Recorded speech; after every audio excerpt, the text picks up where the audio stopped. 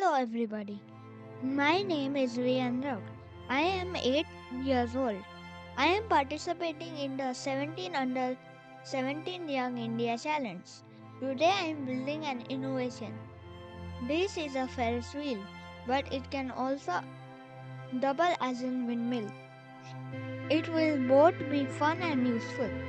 Like every other idea, my ideas start on an drawing board. I will make this prototype using Legos. Time to search some Lego pieces. Bend it to make an wheel.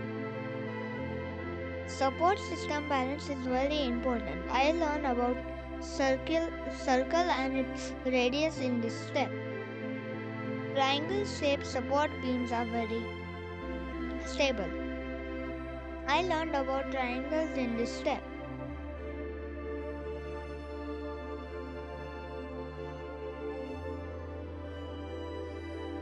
This is a remote control and motor from the Lego that we'll be using.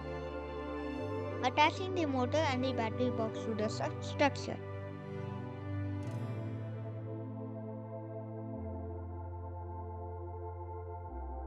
We are now ready with the windmill option. Let's start it.